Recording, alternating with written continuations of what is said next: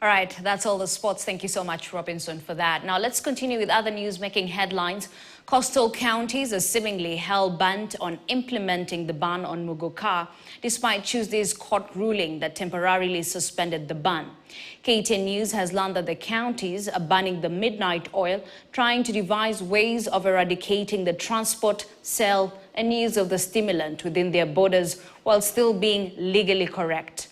The county assemblies now are drafting regulations that propose exorbitant taxes on muguka, with the lorry likely to pay up to 3 million shillings in taxes to be allowed entry into Mombasa.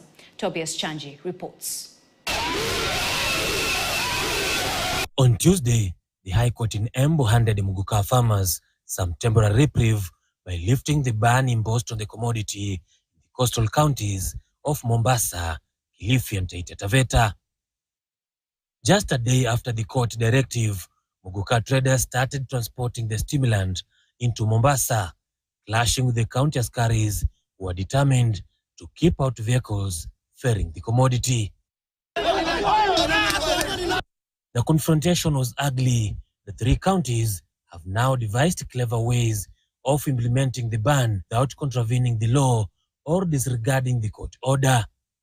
The counties have resorted to increasing the taxes on muguka to ensure the commodity does not land within their borders.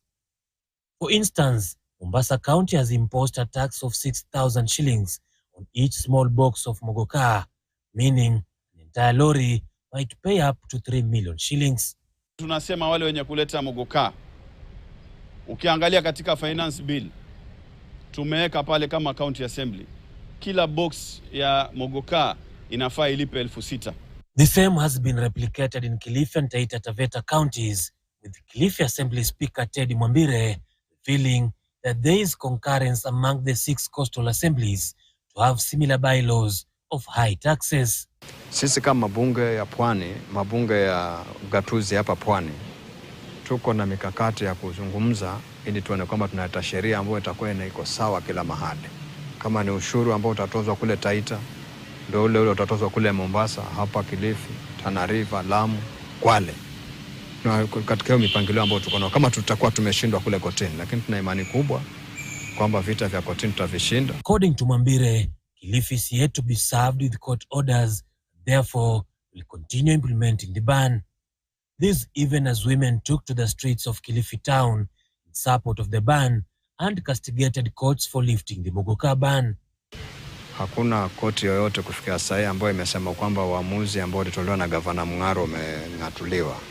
Kwa hivyo hapa Kilifi bado msimamo ni huo, muguka hataki kuona mpaka uamuzi wa koti utakaotolewa.